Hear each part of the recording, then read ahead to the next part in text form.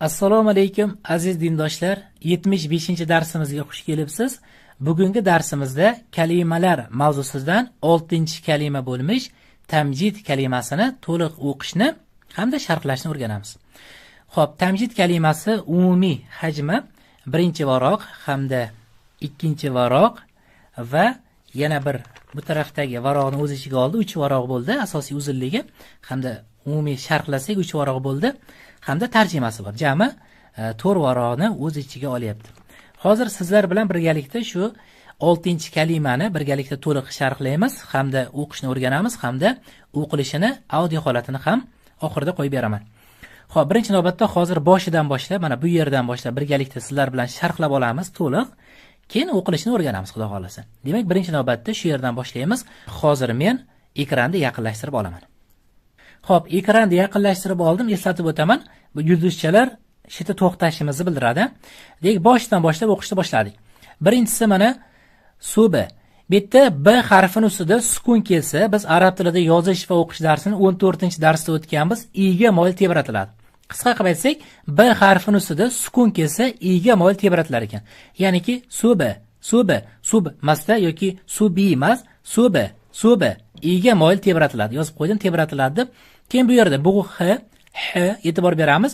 Keyin bu yerda mattabi alif so'zda kelib, o'zida hech qanday belgi bo'lmasdan, undan oldingiz fathalik bo'lsa, mattabi bo'ladi. Ya'niki cho'zib o'qiladi 2 harakat. Shunda ha deb 2 harakat cho'ziladi hamda na.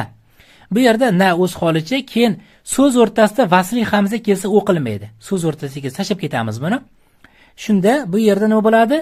N harfidan A dan to'g'ri Alloh lafziga tushib olamiz. Manaqa tushib olamiz. Shunda subhanalloh. Endi qaranglar, bu yerda Alloh lafziga tushib oldik-ku. La ga tushib olamiz. Chunki nega bu la o'qilmayapti? Chunki undan keyingi la da tashdid bor-ku. Shuning uchun bu la o'qilmaydi. Demak, vasli hamza va Alloh lafzini birinchi lam o'qilmaydi. Shunda nal la ga tushib olamiz. Keyin qaranglar, Alloh lafzi o'zidan oldingi so'zga fatha bilan ulansa, mana fatha bilan ulanadigan bo'lsa, Alloh lafzini lami lo o'qiladi. Ya'niki nal la masda lo bo'ladi bu. Shunda mana subhanalloh, ya'niki subhanalloh, ya'niki bu lo bu. Tushunarli?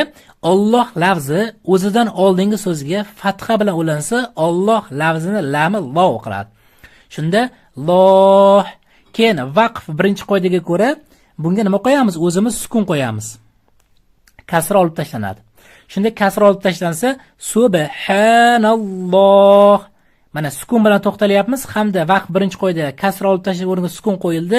Alloh lafzi oyat oxirida kelsa, keyin 2, 4, 6 harakat cho'zib o'qiladi. Ya'niki subhanalloh. Mashalloh borku 2, 4, 6 harakat cho'zib o'qilsa bo'ladi. Biz buni o'tganmiz. Mana xuddiki mad munfasil singari 2, 4 yoki bo'lmasa 6 harakat Alloh lafzi nima qilinar ekan? Cho'zib o'qiladi ekan mana. 2, 4, 6 harakat cho'zib o'qilsa bo'ladi. O'zlaringizga qarab, vaziyatga qarab cho'zib qo'yasizlar. Tushunarli? Dek boshdan mana b harfining ustida sukun kelsa i ga moyil tebratiladi. Bu yerda mattabi 2 harakat cho'zib o'qiladi.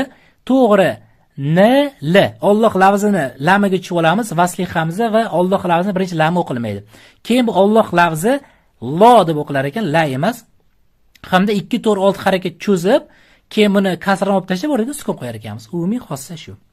Shunda o'qisak, subhanalloh deb o'qiladi. Va to'xtaymiz keyin. Yulduzcha qo'ydimmi, to'xtash shart.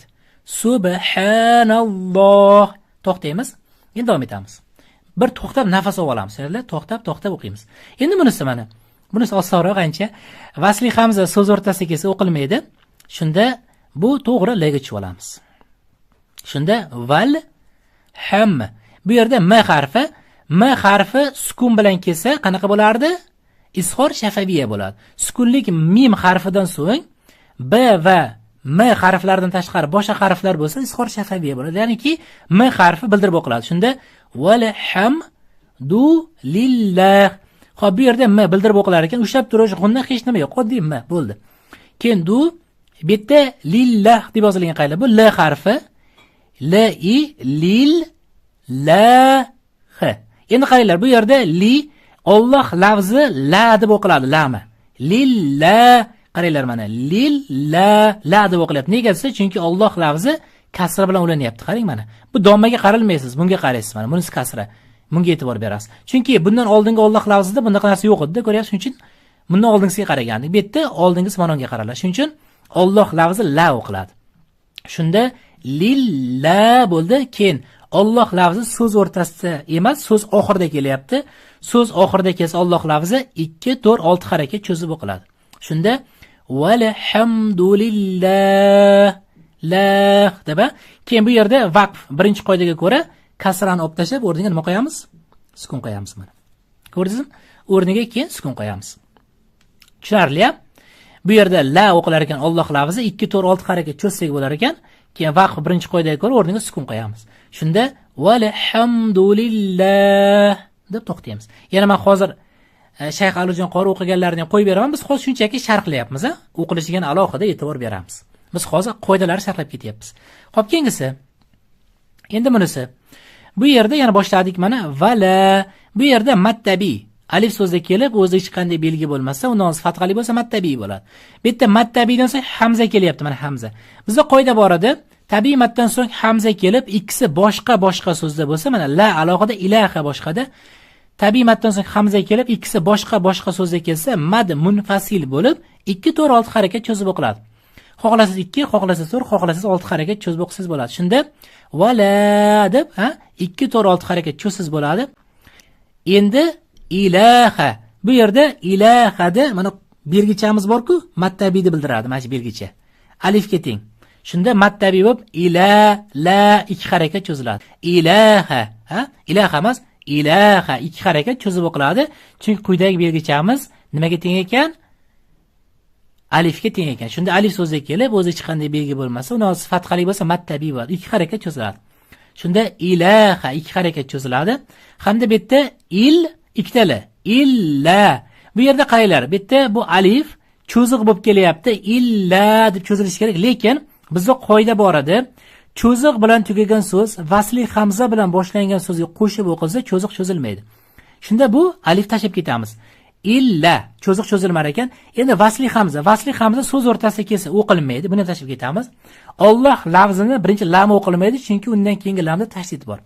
Shunda bu illal deb bunga to'g'ri Alloh lafziga tushib olamiz. Bu yerda alif ham, vasli hamza ham bu ham o'qilmaydi. Shunda illal deb Alloh lafziga tushib olamiz. Illal. Endi bu Alloh lafzini lami lo o'qiladimi, la o'qiladimi? Lo o'qiladi, chunki undan oldingi so'zga nima bilan? Fatha bilan bog'lanyapti. Shunda illal lahu. Lo deb o'qildi, buni tushundik, fatha bilan bog'lanyapti. Keyin 2, 4, 6 harakat cho'zib o'qiladi, chunki oyat oxirida kelyapti. Shunda illalloh. To'xtaymiz. Vaqf birinchi qoidaga ko'ra dommani o'rniga nima qo'yamiz? Sukun qo'yamiz. Tushunarli? Bu yerni ham sharhlab oldik. Mana tagiga aytgan narsalarimni yozib qo'ydim.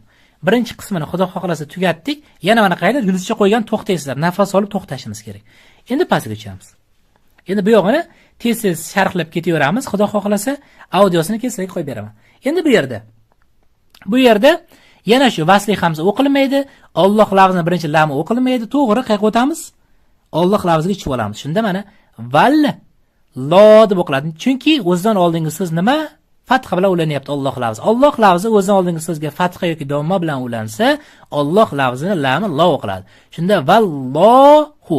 Endi Alloh lafzi so'z o'rtasida kelgani uchun 2 harakat cho'zib o'qiladi. Lo deb o'qib, shunda vallohu bu yoqqa ketdi. Endi bu akbar. Keyin bu yerda ro harfimiz yo'g'on o'qiladi. Nega desa, qaranglar. O'zi bu yerda to'xtayapmiz-ku, to'xtasak vaqf birinchi qoidaga ko'ra buni o'rniga o'zimiz sukun qo'yamiz, to'g'rimi? Dommani o'rniga sukun qo'yamiz. Hamda qaranglar, ro sukun, undan oldingisi, qaranglar, ro sukun bo'lsa undan oldingi qaraladi. Ro sukun undan oldin fatha bo'ldi, demak ro yo'g'on o'qiladi. Shunda akbar, hozir audiosini qo'yib beraman. Bo'ldi mana.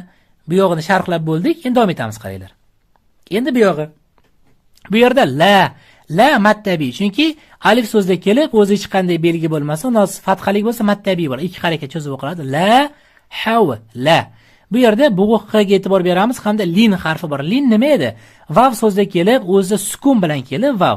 undan oldingisi fathalik bo'lsa lin harfi bo'ladi. To'liq qoida. Vav va ya harflari sukun bilan kelib, undan oldingi harf fathalik bo'lsa lin harfi bo'ladi. Lin nima degani? Lin degani shunchaki yumshoq o'qish degani. Ya'niki bizlar o'z yumshoq o'qiymiz, bunga ja e'tibor berish shart emas. Shunda havla, mana shuni hovla deyapti ayrimlar, uyasi va jo'natganda a o'qiymiz. Ha, bug'i x. Havla. Endi bu yog'i vala, bu yerda la. Yana shu mattabiy qoidasini juda ko'p aytdik, menimcha yodib ketdi. Ikki harakat cho'zib o'qadi. La. Endi bu yerda quvvata. Bu yerda bu tamarbutamiz bor-ku. Hozir men shuni yozib qo'yay. Tamarbutamiz eslab qo'ringlar. Xo'p, so'z o'rtasida kelsa t o'qiladi. Bu tamarbuti h emas, t o'qiladi. Nega desa so'z o'rtasida kelsa t o'qiladi. Shunda quvvata. Bu yoq ketdi. Bu tamarbuti asosiy joy t o'qiladi bu yerda ta. Keyin bu yerda illa. Bu yerda mattabiy yana illa. Chunki alif so'zda kelib o'z ishqani belgi, undan so'ng fathalik. Mattabiy ikki harakat cho'zib o'qiladi. La ikki harakat cho'ziladi. Bu yerda vasli hamza so'z o'rtasiga kelgancha o'qilmaydi. Keyingisi. Bu yerda shunda bil Alloh lafziga tushib olamiz mana. Bundan Alloh lafziga tushib olamiz. Qarang endi. Billahi bo'ladi. Nega desa, chunki Alloh lafzi o'zidan oldingi so'zga kasra bilan ulansa, Alloh lafzini lami la o'qiladi. Chunki o'zidan oldingi so'zga nima bilan kasra bilan ulanyapti. Billa bo'ladi mana. Billahi ikki harakat cho'zib o'qiladi. Billah. Endi qarang, bu yerda tugaga yo'q, davomi bor. Billahil. Beqoz ulanadi. Beqoz siqmay qoldi, past yozdim, qayda mana. Billahi. To'g'riligini tushib olamiz mana. Billahil mana. Tushunarli, bu yerda tugaga yo'q, yulduzcha qo'yganim yo'qdi.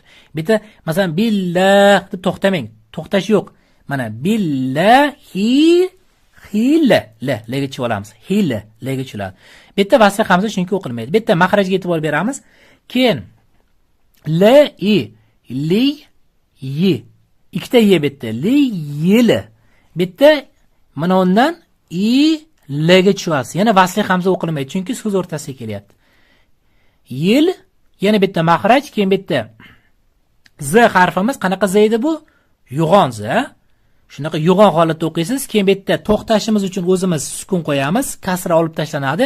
Shunda to'xtashimiz uchun sukun qo'ysak nima bo'ladi bu? Mad oriz bo'ladi. Qanaqa edi? Tabiiy maddan so'ng sukuni oriz kelib, mad oriz bo'lib 2-4-6 harakat cho'zib o'qiladi. Tushunarli bu yoq. Davom etamiz. Shuni sharhlab ketaveramiz. Keyin audiosini qo'yib beraman, bo'lmasa juda ko'p vaqt ketib qolar ekan. Endi bu yog'ini qarang. Bu yerda ma deganda tabiiy mad yana, mad tabiiy ikki harakat cho'zib o'qiladi. Xo'p, bu yerda keyin shada bu yerda mad tabiiydan so'ng hamza kelyapti. Mad tabiiydan so'ng hamza kelib, ikkisi bitta so'zda bo'lsa, mad muttasil bo'ladi. Bu yerda munfasil bo'lib qopti. Buni o'chiramiz. To'g'rilab ketamiz. 4 harakat cho'zib o'qiladi muttasil. Bilasiz, mad muttasil 4 harakat cho'zib o'qiladi. Mad muttasil bu. Chunki nega desa, tabiiy maddan so'ng hamza bitta so'zga kelgani uchun mad muttasil bo'ladi. To'g'rilab ketdim, siz mad muttasil yozib qo'yasiz.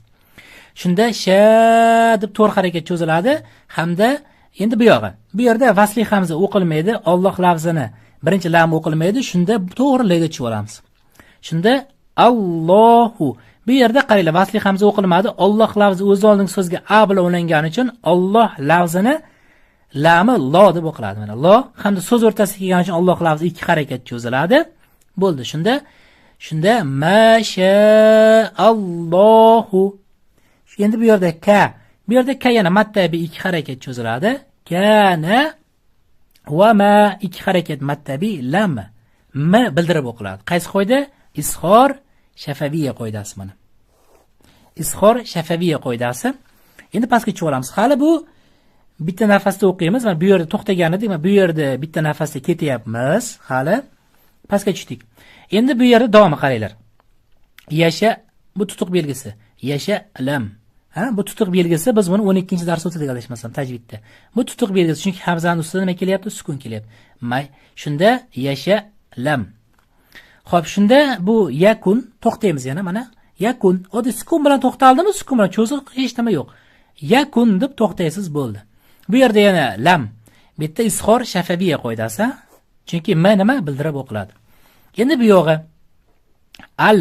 Birinchisi L da al. Endi bu hamza i. Al i.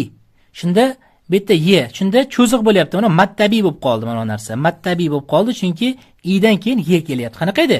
Ya so'zda kelib o'zi hech qanday belgi bo'lmasa, uni o'z kasralik bo'lsa mattabiymidi? Al imanu. Mana al imanu.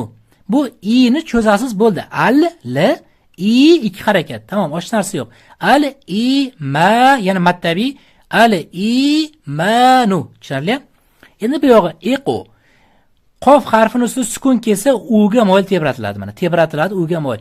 Bni ustida sukun kelsa iga moyil. Qofni ustida kelsa uga moyil. Ya'niki iqo, iqora. Keyin bu yerda ro qanaqa yo'g'on o'qiladi? Chunki ustida fatha kelyapti. Undan keyin alif bilan kelyapti. Bu mattabiy. Alif so'zda kelib o'zi hech qanday belgi bo'lmasa, uni o'zi fathali bo'lsa mattabiy bo'ladi. Iqora mattabiy. Yana bu yerda qaylar? R u n ku mana un ku un deb o'qiladi, to'g'rimi? Ichida nima bor mana? Mana shu narsa nimaga teng edi? Unga teng, to'g'rimi? Mana un degani. U n ku mana u. Shunda r u ru bo'lib qoldi. Ru bo'lgani uchun ro yo'g'on o'qiladi. Keyingisi ru n bilan tugayapti. Sukunlik nun harfidan so'ng b harfi kelgani uchun iqlob qoidasi bo'ladi bu yerda. Qanaqa bo'ladi? Rum sukunlik nun harfidan so'ng b harfi kelib qolsa, sukunlik nun harfini m ga o'zgartirib ozgina g'unna bilan o'qiymiz. Iqlob qoidasi. Shunda rum ma bo'ladi. Rum endi bu yog'i bil. Endi qaranglar, bu yerda vasli hamza yana o'qilmaydi. I'dan to'g'ri qayerga chiqib olamiz, mana qayerga chiqib olamiz. Shunda bil li sani. Yana bu yerda nima? Bu yerda nima bor? Mattabiy bor. Shunga e'tibor beramiz. Xo'p. Xo'p, shunda nima bo'ldi bu? Billisan deb to'xtaymiz. Chunki bu yerga yulduz qo'yib qo'ydim. San deb to'xtaymiz. Bu yerda nima bo'ladi shunda? O'zimiz sukun qo'yib olamiz. Tabiiy maddan so'ng sukun oriz kelsa, mad oriz bo'lib 2 4 6 harakat cho'zib o'qiladi. Xohlasiz 2, xohlasiz 4, xohlasiz 6. Chali mana san deb to'xtaysiz. Xo'p, bu yerni ham sharhlab bo'ldik. Xudo xohlasa mana bir ekranni uzoqlashtiraman, e'tibor bering. Mana biz hozir boshidan boshlab 75-dars kalimamizda mana birinchi varog'i, keyin birinchi varog' ketdi hamda ikkinchi varog'ini to'liq sharhlab chiqdik qo'ldan kelgancha. Endi 3-varog'iga o'tamiz. Xudo xolasa, 3-varog'i. 3-varog'ini sharhlab olsak, shu bilan biz to'liq sharhlagan bo'lamiz. Keyin audiosini eshitib yana bir ozgina takrorlash qilib o'ramiz. Qaranglar, davom etamiz. Bu yerda qanaqa qoida bor? Bu yerda qoida yo'q. Maytda dida mattabiy bor yana. Chunki ya so'zda kelib o'zi hech qanday belgi bo'lmasa, uni o'z kasralik bo'lsa mattabiy bo'ladi. Mana mattabiy. Keyin bu yerda q u n. Yana bu yerda mana quyidagi belgimiz unga teng-ku, u n. Unga teng, to'g'rimi?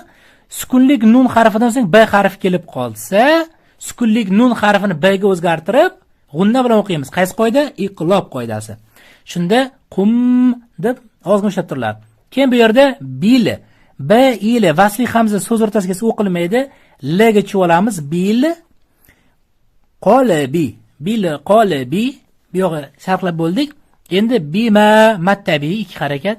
Keyin bu yerda ja tabiiy maddan so'ng hamza kelib ikkisi bitta so'zda bo'ladigan bo'lsa nima bo'ladi? Mad muttasil bo'ladi. Mad muttasil bo'ladi. Necha harakat? 4 harakat cho'zib o'qiladi. Hamda ja a bihi bitta hi 2 harakat cho'zadi. Chunki quyidagi belgichamiz nimaga teng edi? Mattabiyga teng edi. Hi. Keyin bu yerda mina sukunlik nun harfidan so'ng 3 ta q ayn g'oyn hamza kelsa n bildirib o'qiladi. Mana shuning uchun n bildirib o'qiladi. Mina qaysi qoida? Izhor qoidasi. Izhor n bildirib o'qiladi. Keyin bu yerda ixfo qoidasi bor ekan. Bu yerga xat yozib qo'ydim, to'g'rilab ketmoqchi edim mana. Bu yerda keyin ixfo qoidasi bor. Chunki sukunlik nun harfidan so'ng 15 ta ixfo harflari kelib qolsa, sukunlik nun harfini o'sha harflarning chiqadigan joyiga yashirib ozgina g'unna bilan o'qiymiz. Bu yerda ixfo, keyin bu yerda di, keyin bu yerda vasli hamza o'qilmaydi. Qayerga tushamiz? To'g'ri Alloh lafzini lamiga tushib olamiz. Shunda dilla la o'qiladi. Nega? Chunki Alloh lafzi o'zining oldingi so'zga kasra bilan ulansa, Alloh lafzining lami la o'qiladi. Shunda dilla 2 harakat. Chunki oyat tugamadi. So'z o'rtasida kelsa Alloh lafzi 2 harakat cho'ziladi. Dillahi 2 harakat cho'zamiz, keyin pastiga tushib olamiz. Hali to'xtash yo'q, yulish yo'q. Bir nafasda o'qiymiz. Keyin bu yerda muham sukunlik mim harfidan so'ng yana bitta mim harf kelib qolsa, ikkita mimni birlashtirib g'unna bilan o'qiymiz. Muhamma, shuncha mana g'unnali idg'om mislayn deydi. Mana shu ikkita mimni birlashtirish yoki bo'lmasa biz sizlar bilan o'tganimiz idg'om shafaviya deyiladi. Ikkita joyi bor. Yo idg'om shafaviya deng yoki bo'lmasa g'unnali idg'om mislayn deng. Mana bu yangilik bo'ldi, endi aytdi bu narsa. Ikkita ismi bor ekan. Sukunlik mim harfidan so'ng yana bitta mim harf kelib qolsa, ikkita mimni birlashtirib o'qishga g'unnali idg'om mislayn yoki bo'lmasa biz o'tganimiz idg'om shafaviya deyiladi. Shunda ozgina g'unna bo'shab turamiz. Muhammadur. Chunki nega aytdi un tanvini bor. Dun unga teng-ku bu. Ne? Sukunlik nun harfidan so'ng ro harfi kelib qolsa, sukunlik nun harfini roga o'zgartirib g'unnasi o'qiymiz. Muhammadur. Mana bu nimiz r ga o'zgarib ketadi, r. Hamda bu sukunlik r va yana bitta r. Shunda Muhammadur sukunlik r, nimiz r ga o'zgardi, Muhammadur ro keyin. Tushunarli? Bu qaysi qoida edi? Sukunlik nunni ro ga o'zgarishi g'unnasiz idg'om qoidasi edi. Keyin bitta ro harfimiz yo'g'on o'qiladi. Su yana mattabiy. Xo'p, keyingisi. Bu yerda lu o'zi o'qiladi. Keyin ludan to'g'ri Alloh lafziga tushamiz. Vasli hamza so'z o'rtasiga kelgancha yana o'qilmaydi. Shunda Rasululloh Alloh lafzi oyat oxirida kelgani uchun 2 to'g'ri 6 harakat cho'zib o'qiladi. Undan oldingi harfga domma bilan ulangani uchun Alloh lafzini lami lo o'qiladi. Ana sizga shuncha qoida. Shunaqa sharhlab ketaverasiz. Sharhlasiz oson bo'ladi. Tushunyapsiz degan umiddaman. Keyin Alloh lafzi to'xtaganimiz uchun oyat oxirida kasrani olib tashlab o'rniga sukun qo'yamiz. Shunda Rasululloh. Endi boshda sal qiyroq bo'lishi mumkin, sizga hamma qo'ydi. Sekin oson bo'lib ketadi. Yodlab olsangiz bo'ldi, xudo sharhlab ketaverasiz, xudo xolasa. 2 to'g'ri 6 harakat cho'zib o'qiladi. To'xtaymiz yana. Keyin bu yog'i. Bu yoqda yana so harfi, sol, keyin la, bitta cho'ziq cho'zilmaydi, chunki nega cho'ziqdan keyin vasli hamza kelsa cho'ziq cho'zilmaydi. Vasli hamza so'zsiz o'qilmaydi. Alloh lafzining birinchi lami o'qilmaydi, ikkinchi lami tashdid bo'lgani uchun tashdid qo'yilgan. Ikkinchi lamiga o'tamiz. Birinchi lami o'qilmasligining sababi tashdid bo'lgani uchun. Shunda bu ladan to'g'ri Alloh lafziga tushib olamiz. Bu yerda ya ham Alloh lafzini lami ham vasli hamza ham o'qilmaydi. Shunda sollallohu 2 harakat cho'ziladi, chunki oyat o'rtasiga kelib qolsa Alloh lafzini lami nima edi? 2 harakat cho'zilardi. Hamda o'zining oldingi harfga fatha bilan ulangani uchun lo o'qiladi. Xo'p, keyingisi bitta qoida yo'q. Bitta lin harfi bor. Ya harfi sukun bilan kelib, undan oldingisi fathalik bo'lsa, lin harfi bo'ladi. Hamda vasallam. Endi bu yerda yana vaqf qoidasiga ko'ra fathani olib tashlab o'rniga sukun qo'yamiz. Vaqf birinchi qoida. Ana hamma qoidani Xudoga shukr mana sharhlab oldik. Sal uzoqlashtiramiz. Hamma qoidani sharhlab bo'ldik. Endi tarjimasi.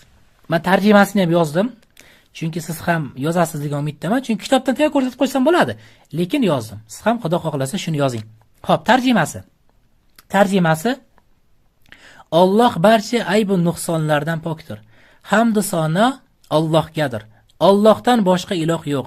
Alloh buyukdir. Kuch ham, quvvat ham, oliy va ulug' Alloh yordami bilandir. Alloh taolo nimani xohlasa bo'ldi va bo'ladi. Istamagani bo'lmadi va bo'lmaydi. Maytda ye qilib qo'yganim ikkita zamonda kelyapti-da. Iymon Muhammad sallallohu alayhi va sallam Alloh taolodan keltirgan narsalarni til bilan aytish va qalb bilan tasdiqlashdir degan ma'noni bildirar ekan. Azizlar, bugun mana ko'rdingiz, hammasini sharhlab oldik birgalikda sizlar bilan mana ko'rib turibsiz. Endilikda eshitamiz. Qani? Mana shuni hozir eshitib, mana yulduzcha qo'yib qo'yganman-ku. Yulduzchagacha bir eshitib sharhlab ketaveramiz. Kelishdiga. Endi men sizga hozir audiosini qo'yib beraman. Demak, boshladik. Subhanalloh. Mana bu yerda e'tibor bergan bo'lsangiz, Alloh lafzi 2 harakat cho'zib ustozimiz to'xtadi, shu holatda o'qisangiz bo'ladi. Shayx Alijon qor 2 harakat cho'zilar. Aytib o'tganimdek, Alloh lafzi 2, 4, 6 harakat cho'zib o'qiladi. Eshitishni eshitdik, endi keyingisini eshitamiz. Shuni sharhlab ketaveramiz. Valhamdulillah. Bu yerda ham mana ko'rdingiz, Alloh lafzi 2 harakat cho'zildi. Xo'p, endi bunisi. Wala ilaha illalloh. Bu yerda ham la 2 harakat, ilaha ham 2 harakat, Alloh lafzi ham 2 harakatdan cho'zildi. Xo'p, mana shunaqa qarang, to'xtab nafas olib o'qiysiz. Bittada o'qib tashlamaysiz, chunki ma'noni buzib yuboradigan joylari bo'lishi mumkin. To'xtab o'qiymiz. Mana daftarimizni birinchi qismini o'qib bo'ldik, tepa qismini mana. Tepa qismini o'qib bo'ldik. Endi pastga tushamiz mana. Endi mana bunisini o'qiymiz. E'tibor beramiz. Vallohu akbar. Buni ham o'qidik mana. Bu yerda ham ikki harakatdan cho'ziladi, chunki o'rtada kelyapti. Xo'p, endi bunisi bu yerda sal endi e'tibor beradigan joyimiz bor. Hozir mana bu yerdan boshlab, mana bu yergacha o'qiladi, yulduzchagacha. Kuzatamiz. La havla va la quvvata illa billahil aliyyil azim. Bu yerni ham kuzatdik. Endi davomini ko'ramiz. Ekronni yana yaqinlashtirib, sal yaqinlashtiraman. Endi bu yerga qarang. Bu yerdan boshlanadi, madan boshlab to bu yulduzchagacha o'qiladi mana. Siz ham xuddi shu holatda o'qishingiz kerak edi. Boshladik. Ma sha'allohu kana va ma lam yasha lam yakun. Bu yerni ham ko'rdik. Endi davomini eshitamiz. Bu yerda eshitamiz. Hozir men yana sal yaqinlashtirib olaman. Yulduzchagacha bo'lgan qismda eshitamiz yana. Al-imanu iqrarun bil lisan. Bu yerni ham eshitdik. Endi davomini eshitamiz. Siz mashlarni eshitib, Xudo xohlasa qoidalarni hammasini men tushuntirib berdim. Siz faqatgina shuni o'zini takrorlasangiz bo'ldi, eshitib. Endi bu yerdan boshlab to bu yergacha. Va tasdiqun bil qalbi bima jaa bihi min indillahi Muhammadur Rasululloh sallallohu alayhi va sallam.